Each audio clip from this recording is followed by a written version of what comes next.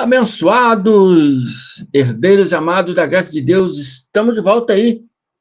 Uma tarde de sábado abençoada para todos vocês, com muito êxito, realizações, felicidade, saúde e paz, paz, paz. Amém?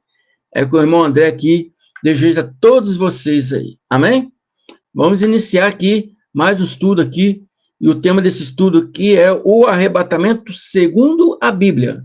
O arrebatamento segundo a Bíblia. Não é um arrebatamento segundo o que o irmão André acha, não é segundo achismo, não é segundo minhas conjecturas, porque o sistema religioso, eles faz suas conjecturas, faz os seus achismos e acha que aquilo é o correto. Eles não respeitam a palavra, não respeitam a história, não respeitam a Bíblia. Por isso eu botei o arrebatamento segundo a Bíblia. Já falamos sobre esse arrebatamento várias vezes, mas agora eu vou te apresentar para você um arrebatamento, né, mais claro do que estava acontecendo naqueles tempos, naquelas épocas, para Jesus falar essas palavras registradas aqui por Mateus 24. Amém? Vou trazer para você com um pouco mais de clareza sobre esse assunto. Há muitas coisas ainda para dizer sobre esse assunto do arrebatamento, né? Sabemos que o arrebatamento, como diz os evangélicos, não vai acontecer, o arrebatamento foi lá em 70, isso a gente sabemos. Mas o irmão André vai trazer mais detalhes, né, para a gente poder entender por que foram dito aquelas palavras ali, né, da boca do próprio Jesus, registrado aí por Mateus 24. Amém? Você que está a primeira vez aí, se esse tema te chamou a atenção, eu peço a você, meu irmão, ou minha irmã, ouça até o final esse estudo. Se gostou, compartilhe. Aperte o sininho de notificações para receber outros vídeos aqui do irmão André. Dê o seu like aí para ajudar o crescimento do nosso canal, para que nós possamos trazer mais conhecimentos assim para vocês. Amém? Para o povo de Deus em geral. Amém? E o povo de Deus está aí, infelizmente, preso, suas mentes estão presas aí no sistema religioso atual aí, que tem mais achismos do que verdade bíblica. Amém? Então, vou apresentar aqui para vocês aqui. Para vocês que estão na live aí, que já me seguem, já peço a vocês aí que já tá com o dedinho aí no like. Amém? Ajude nós aí nesse crescimento aí. Compartilhe, convide mais pessoas para se inscrever no canal do irmão André. Estou aí, rumo aí a 1000 inscritos, falta pouco. Amém? Então vamos lá. Abençoados. Deixa eu molhar um pouco a garganta aqui, para a gente iniciar esse estudo aqui.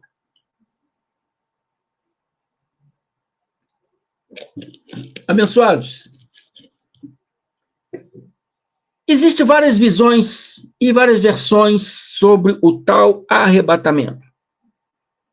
Mas, infelizmente, a maior parte dos tais pastores não respeitam a história, não respeitam o evangelho, não respeitam as coisas que estavam acontecendo naquele tempo, que levaram Jesus a falar estas palavras aqui. Amém? Nós temos que respeitar a Bíblia. Temos que respeitar a Bíblia segundo a visão dos acontecimentos da época. Amém? Temos que respeitar a história, temos que respeitar, né, o Evangelho. Amém? Não podemos criar conjecturas, não podemos criar achismo. Eu acho que deveria estar falando sobre isso. Não. Temos que entrar profundamente na história do que estava acontecendo naqueles dias ali. Então, vamos começar aqui em Mateus 24, 14, para a gente podermos aqui entender um pouco mais profundo sobre esse assunto. Amém? Mateus 24, 14, Yahshua, Hamashia, Jesus Cristo, registrado por Mateus, ele diz, e este evangelho do reino, é do reino porque veio do céu. A graça de Deus veio do céu, né? Então é o evangelho do reino de Deus. Este evangelho do reino, Jesus não estava pregando a graça de Deus. Não poderia pregar a graça de Deus. Ele estava usando ali figuras de linguagem ou parábolas para mostrar a graça de Deus, mas ele não poderia pregar a graça de Deus, né, na sua totalidade, na sua plenitude. Que um testamento só é válido à morte do testador. Já expliquei para vocês que o testador estava vivo, não podia trazer o seu evangelho. O evangelho dele veio depois, 3 anos depois, no ano 36, quando Paulo de Tarso estava indo pela estrada de Damasco, né? Ele apareceu para Paulo de Tarso e toda aquela história lá, ele deu o evangelho da graça a Paulo de Tarso. Mas a palavra evangelho do reino significa que é uma notícia de Deus. Uma notícia de Deus, porque evangelho no hebraico significa bessorrar. Bessorrar significa um anúncio ou uma notícia. Um anúncio ou uma notícia. Quando fala este evangelho do reino, não está se referindo, né, o evangelho de Mateus, Marcos, Lucas, João. Não. Está se referindo a uma notícia. Essa notícia do reino, porque é a notícia que vem de Deus, não é uma notícia que veio dos homens, mas um acontecimento que iria acontecer, porque Deus estava prevendo aquele acontecimento, será pregado a todo mundo. Todo mundo. Né? Em testemunho de todas as nações, então virá o fim. Então esse arrebatamento está ligado ao fim de coisas, como a vinda de Cristo, a ressurreição dos mortos e o juízo, né, para os judeus, e o fim do século do mundo judaico. O fim daquele século, do primeiro século, do mundo judaico. Mundo judaico. Então, o mundo, né, como eles dizem aí, será pregado a todo mundo, então virá o fim? Então, o mundo já acabou? O que o irmão André está fazendo aqui se o mundo acabou? O que você está fazendo aí, me assistindo, me ouvindo, se o mundo acabou? Amém? O mundo acabou? Será que acabou? Ainda estamos aqui. É no juízo para o mundo judaico. E não no mundo do planeta, né, Eretz, planeta Terra, mas do Adamar, terra de Jerusalém. O juízo para a terra de Jerusalém. Né? E havia judeus em Roma, havia judeus na Grécia, havia judeus na Etiópia, havia judeus em tudo quanto é local, daquelas regiões, daquelas épocas. O Brasil não existia. Quando a Bíblia fala prosélitos, são gentios convertidos. Gentios romanos, gentios gregos. Então, a todo mundo, algumas traduções, mundo habitado, aquele mundo habitado por judeus, aquele mundo, todo mundo onde havia judeus, esse evangelho do rei seria anunciado para todos eles, em testemunha a todas as nações onde havia judeus. Então virá o fim. Amém? Então virá um fim do mundo Adamar, ou significa o fim da terra de Jerusalém. Um acontecimento que seria na terra de Jerusalém. Não é mundo Eretz, planeta, mas mundo Adamá, região, localidade. Era um acontecimento local em Jerusalém. Amém? Não é um fim do mundo do planeta. Porque, sendo assim, nós já não estaríamos mais aqui, porque essas coisas já aconteceram. E Eclesiastes 1,14 diz que geração vai, geração vem, mas a terra permanece para sempre. Tudo isso era para Jerusalém. Eram acontecimentos para Jerusalém. Lucas 17, 31, 36, ele diz: naquele dia, no dia do juízo, no dia em que houve a invasão da cidade e do templo em Jerusalém, naquele dia, do primeiro século, do ano 70 do primeiro século, quem estiver no terraço e tiver os seus bens em casa, não desça para tirar. Você está lá, né, no terraço da sua casa, de repente você viu que começou a invasão de Roma. Eles conseguiram entrar na cidade. Quem estiver no terraço, não desça para tirar alguma coisa de sua casa. Fique escondido lá. Amém? E de igual modo, quem estiver no campo, não volte para trás. Quem estiver no campo trabalhando, esqueci alguma coisa em casa, não volte para casa. Não volte para casa, porque você estará correndo risco de vida, você estará correndo risco de ser pego, preso. Jesus estava alertando seus discípulos a um acontecimento que viria no tempo deles. E ele diz, Lucas 17, 31, 36, digo a vocês que, naquela noite, 2 pessoas estarão numa cama, uma será levada, a outra será deixada. 2 mulheres estarão juntas, moendo trigo. Uma será tomada e a outra será deixada. 2 estarão no campo. Um será tomado e outro será deixado. Aqueles dias foram dias terríveis, abençoados. E o medo da morte, o medo de morrer, o medo da morte fariam pessoas a se renderem ao Império Romano. Herodes o Grande, o rei de Judá, né? Ele dependia, o seu cargo como rei de Judá, dependia do reinado,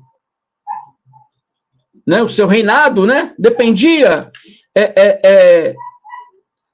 dele ter uma aliança com Roma. Ele tinha que ter essa aliança com Roma para defender o seu cargo, para defender o seu reinado. Foi assim também o reinado de seus filhos, Herodes Arquelau, Herodes Agripa, né? Herodes Herodes Antipas, que foi da época de Jesus, e de Herodes Filipe II. Todos eles foram assim, todos eles tiveram aliança com Roma. Para defender o seu cargo, para defender o seu reinado, ele teria que ter aliança com Roma. Todos eles dependiam de Roma. Então, era uma coisa política. Era uma aliança política. Por isso que Jesus falou que muitos seriam deixados, outros seriam tomados. Esses que seriam deixados foram pessoas como essas aqui, que fizeram aliança com Roma. Amém? Veja aqui, João 19,15, o que fala aqui. Eles, porém, clamavam, fora, fora, crucifica-o. Disse-lhes Pilatos: eis de crucificar o vosso rei? Responderam os principais sacerdotes: Caifás, o sumo sacerdote, e os principais sacerdotes responderam: não temos reis senão César. Você está vendo aqui claramente a palavra dizendo que o sumo sacerdote Caifás, sacerdote de Jerusalém, disse: César é nosso rei. Se renderam a César, se renderam ao Império Romano. E muitos ali se renderiam ao Império Romano. Muitos ali acompanhariam Caifás. Muitos ali iam acompanhar ali Herodes, aqueles discípulos de Jesus. Jesus estava alertando para eles sobre essas coisas. Ó, vai haver invasão. Fuja da cidade. Estiver no terraço, se esconda lá. Não desça para casa. Amém? Estiver lá no campo, não volte para casa. Fica lá escondido no campo. Jesus estava alertando os seus discípulos sobre essas coisas que iriam acontecer. Então, abençoado, quando diz: digo a vocês que naquela noite 2 pessoas estarão numa cama, uma será levada e a outra será deixada, porque uma se renderá a Roma. Uma se rendeu a Roma, já passou, né? Uma se rendeu a Roma e seria deixada. Não resistiria à força dos soldados e à vontade do império. Amém? 2 mulheres estarão juntas moendo trigo. Uma será tomada e a outra será deixada. Essas pessoas que seriam tomadas eram da resistência. Pessoas que não aceitavam Roma em Jerusalém. Eram pessoas da resistência. Pessoas que resistiram à invasão. Amém? Essas pessoas seriam tomadas para ser presas, levadas no cativeiro romano para ser vendidos a outros povos como escravos. Aqueles que estavam com luta armada seriam mortos. Amém? 2 estarão no campo, um será tomado, o outro será deixado. Um será tomado, outro será deixado. Tomado para onde, abençoados? Tomado para o céu, arrebatado, como esses filmes de ficção religiosa fala do arrebatamento, só fica o corpo ali e só fica a roupa, né? Só fica a roupa, o óculos do irmão André, a roupa, né? O anel, a pulseira do irmão André vai ficar aqui. Sentadinho nesse banquinho aqui, igual mostra no filme. Mas eu vou sumir. Primeiro que corpo não reina, não pode herdar o reino do céu. A gente viu no estudo anterior que o corpo não físico não pode herdar o reino de Deus. O arrebatamento aqui é segundo espírito, não é segundo carne física. Né? Para começar, na história é isso aí. Segundo, que todos esses que foram arrebatados foram aqueles que foram mortos, enterrados nas suas sepulturas, sendo filhos de Deus, no dia da segunda parousa, que houve 70, nesse mesmo dia da invasão, esses espíritos, eles iam ressuscitar desse corpo, do corpo físico que estava na sepultura, e ia para Deus, para as moradas celestiais. Amém? Porque a palavra diz que a nossa pátria é no céu, pátria local onde fomos criados, no céu. Mas há aqueles vasos de desonra, vaso de ira, destinado para perdição. Vocês sabem disso. Vocês estão cientes disso. Né? E o rei Herodes dá um indício disso. Caifás deu um indício disso. E vários outros que seguiram eles deram indício disso, de serem vaso de desonra, destinado para para a perdição. Indícios, nós não temos prova. Deus não nos deu sabedoria para julgar quem é quem. Temos que pregar o evangelho. Aqueles que são de Deus vão receber. Aqueles que não são de Deus não vão receber. Mas aí é com Deus. Nós temos que fazer a nossa parte sem julgar as pessoas. Porque nós também cometemos erros. E um dia Deus nos resgatou para estar aqui nessa maravilhosa luz, nessa maravilhosa graça. Então, há, né, pessoas desviadas do caminho. O caminho é o alvo. O caminho é Cristo, é o alvo. Cristo aqui. Então, é o alvo, tem que seguir o alvo. Muitos se desviam do alvo. Muitos se desviam do Cristo. Segue outros caminhos. Mas, às vezes, são filhos de Deus. No momento certo, Cristo o trará novamente para servi-lo. Amém?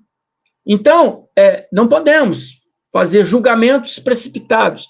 Por isso, Deus não nos dá esse poder de julgar, não nos dá essa visão de saber quem é quem.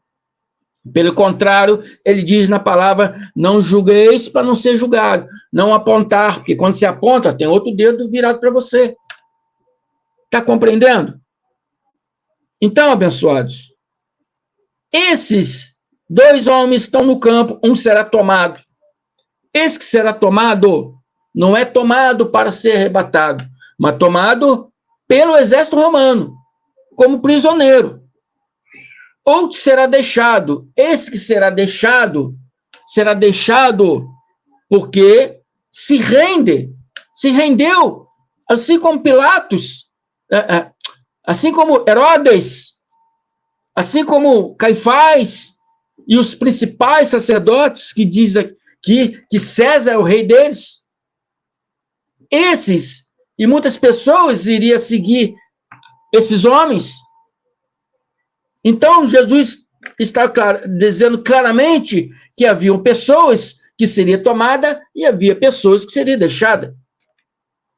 Mas não é tomado para o céu no arrebatamento, como o sistema religioso evangélico ensina. Não, mas arrebatado para cativeiros romanos, para ser vendido como escravos para outras nações, e alguns que guerrilharam contra os soldados romanos seriam mortos. E os deixados foram os que, como Herodes, né, Herodes o Grande, Caifás e os principais sacerdotes fizeram. Se renderam, fazendo aliança com Roma. Esses não seriam perturbados, seriam deixados, como diz a palavra, deixados. Não foi o fim total de Jerusalém nesse dia. O fim total de Jerusalém foi no ano 103, quando a cidade foi arrasada completamente. Em cima dela foi construída uma outra cidade, uma cidade helênica, Hélida Capitolina. Entendeu? Ali foi o fim do século, onde foi arrasado completamente a cidade de Jerusalém. Mas nesse dia aqui não. Por isso que diz que muitos seriam deixados. E Jesus estava aqui esclarecendo eles. E eles ainda perguntam a Jesus. Marcos 13, 4. Diz-nos, quando acontecerão essas coisas? E qual será o sinal de que tudo isto está prestes a cumprir-se? Os discípulos estão perguntando isso lá no primeiro século. Qual será o sinal de que tudo isso está prestes a cumprir-se? Eles falaram, está prestes a acontecer.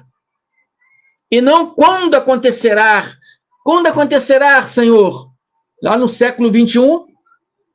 Não, eles falou, está prestes a acontecer. Então, eles tinham ciência. Marcos e os discípulos tinham ciência.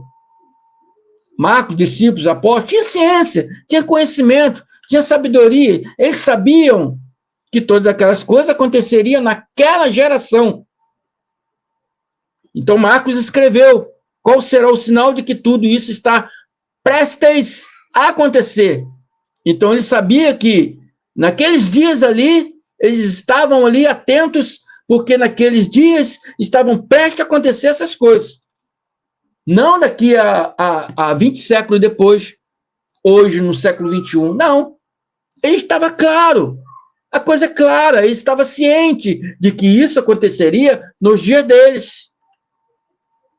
Eles tinham noção de que seria no tempo deles. E Jesus também falou isso sobre isso, né? Dizendo, Mateus 23, 36.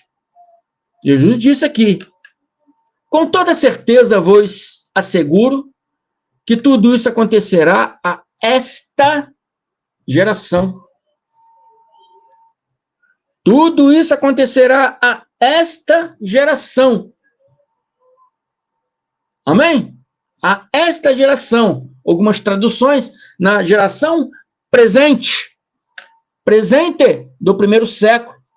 Presente onde Jesus estava falando essas coisas. Presente onde os discípulos estavam já cientes que teriam que ficar atentos, porque a qualquer momento aquelas coisas poderiam acontecer. Amém? Então, abençoado, não é um arrebatamento, né? Como dizem os evangélicos. Esse arrebatamento é um arrebatamento para, né? Os romanos. Os romanos iam arrebatar eles para ser presos, para ser levados ao cativeiro. Amém? Existem dois tipos de arrebatamento na Bíblia. Você tem que entender isso. Esse arrebatamento aqui seria um arrebatamento da invasão, das coisas que aconteceriam no dia da invasão. No dia da invasão, muitos seriam arrebatados pelos soldados romanos para ser presos, levados ao cativeiro, para ser vendidos como escravos a outros povos. Outros que entravam em conflito iam morrer. Amém? No dia da parousa, em 70, houve outro tipo de arrebatamento. O arrebatamento espiritual. A Bíblia diz, onde os mortos ressuscitariam. Esses que morreram nesses dias, e que se eram de Cristo, né? Se eram de filhos de Deus. Esses aqui, que morreram nesses dias, esses aqui seriam arrebatados, um arrebatamento espiritual. Os seus espíritos seriam libertos dos seus corpos físicos e retornaria para a pátria celestial. Nossa pátria é no céu. Amém? Então, é claro, as coisas é clara de entender. É clara, é perfeito de entender. E a palavra diz, né? Nós que somos vivos, se referindo àquelas pessoas daquela época, dizendo, nós que estamos vivos, não precederemos aos que dormem. Porque todos que morriam antes da parousa, e ficavam no sentido de dormir. O seu espírito ficava ali dormindo. É a palavra, né, que era usada para os judeus. Ficava dormindo. No dia que Jesus viria, que já veio, que foi o dia em 70 que ele veio, esses espíritos ressuscitaram do corpo e retornaram para Deus, para a pátria celestial. Muitos nós que estamos vivos não precederemos ao que dorme, quer dizer, aqueles que já estavam mortos ressuscitariam primeiro. Depois, aqueles que estavam vivos, não se refere a nós, a palavra fala nós, mas se referindo àquelas pessoas daquela época que estavam falando essas coisas. Né? Paulo de Tarso e todos aqueles que estavam ouvindo ele. Então, ele falou, nós que estamos vivos, depois, quando morrermos, seremos arrebatados depois, junto com eles, nas nuvens do céu, ao encontro, né, do nosso Criador. Está entendendo? Não é um arrebatamento de que as pessoas vão desaparecer, carros vão começar a bater na rua, avião vai cair porque não tem piloto. Isso é filme de ficção científica, não é a realidade bíblica. Amém? Não é a realidade bíblica. Então, abençoados, espero que vocês tenham entendido esse estudo aí. Jesus disse, com toda certeza vos asseguro, ele é digno de confiança ou não? Você pode pode aceitar suas palavras, você pode concordar com suas palavras, você pode acreditar nas suas palavras ou não? Porque ele disse, asseguro. Ele está dando segurança na palavra. Que tudo isso acontecerá a esta geração. A geração do primeiro século, onde ele estava lá falando com aquele pessoal. Outras traduções, presente geração. Amém, abençoados? Então é isso aí, abençoados. Todas essas coisas já aconteceram. Esse arrebatamento bíblico já aconteceu. Tanto o arrebatamento de guerra, onde os judeus foram levados pelos romanos, quanto o arrebatamento espiritual bíblico. Também já aconteceu. Porque Cristo já veio.